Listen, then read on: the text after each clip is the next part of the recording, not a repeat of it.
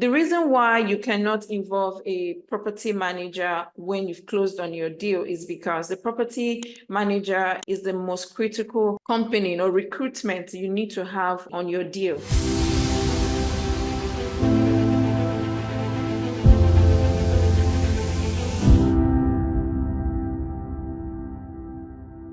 Hello everyone. So what do we expect to learn in this session is a checklist of selecting a property management company. What we'll be discussing this week is really about budget, which is in the segment of planning, budget and business plan. So a property manager is the one that runs the daily operations of your property. So as an investor, as the sponsor, you are not supposed to be running a day-to-day activity on that property because one, if you do that, you will not have the ability for you to scale. You will not have that time for you to do other deals and all that. So the idea is for you to delegate and give it to someone that its major role is to manage that property 24/7. In summary, the role of a property manager is the day-to-day operations of that property. And what are the day-to-day operations of the property is to welcome new prospects, to maintain the prospects you have on ground. That means the ones that are currently there, to ensure that they retain them, to conduct things like repairs, to help you with your capex issues, to help you with analyzing the market constantly, to help you to check what you are doing in comparison with your competitors.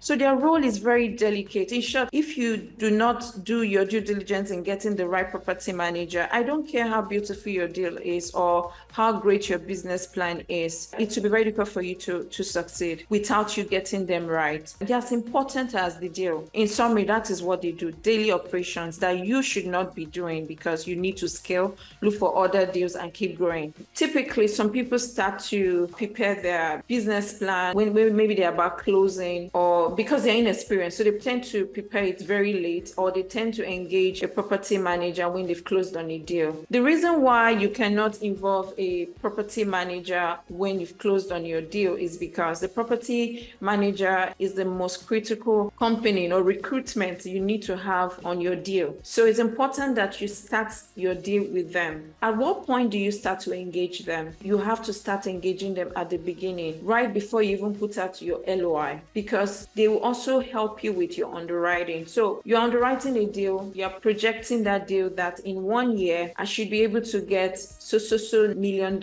or so amount for my net operating income. You're analyzing that deal and you're saying all those things. But the truth is that you really do not know if that is possible because one, you might not be local in that market. And secondly, you are not an active player. You know, property managers are daily performer. They perform daily in the market, especially those that know their onion. Those ones perform daily in the market. So they study the market, they know the market, they know what is happening firsthand. So when you engage them at the beginning, the probability that things will go wrong, at least you streamlined it to a large extent because you have the right people starting up with you. So what are the core components of a multifamily business plan? So why do we even create a business plan in the first instance? I guess we all should know this answer because this is a business. We need to start treating multifamily as a business. It's a business because it has all the elements of a business. Everything that you do in a regular business, you do them here. So it needs to be treated like a business. And besides, you need to know where you're going to from the beginning before you even take up the deal. So I typically start to create my business plan from my underwriting stage. So I'm looking at a deal and I'm seeing that they are 80% occupied. I am seeing that they have classic units. When I mean classic, units that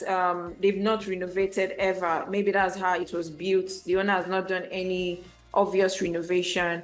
I'm seeing that maybe the property is stable, but the rent is low.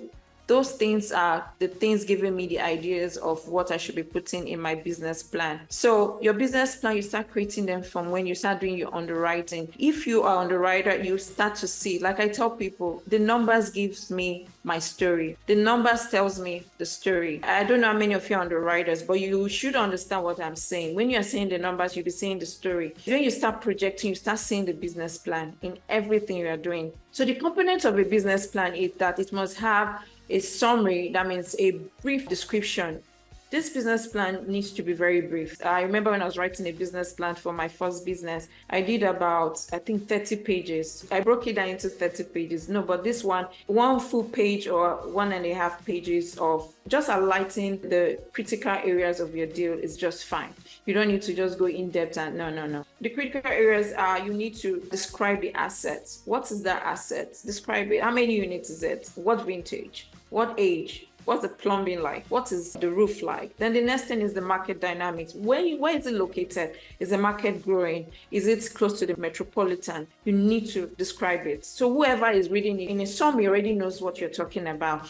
Then the capital needs, what exactly do you need the capital for? What are the capex you're doing? You need to break it down. Is it renovation, value add, whatever it is, you need to, I'm doing my roof, changing the chiller, I'm changing the HVAC, you need to list them out there. The amount, how much is it? What is your budget for capex? Then a summary of the debt. Yes, you need to put down the debt. What is the debt that you are getting on this deal? Your top priorities. What do you intend to achieve? I intend to hold this deal for 4 years. This deal must not go above 95%. Your top priorities needs to be there. And after doing this, you need to present this to your property manager. And the reason why you need to do that is for the both parties to be in sync. So when you are saying, why is my rent not going up? I need it to go up now because I need to refinance in the next 2 years. They understand what you're saying. If you're not communicating what your business plan is, I need to exit this deal in the next 3 years, they will not be able to actively push rent or do things they're supposed to do because they don't even know the plan.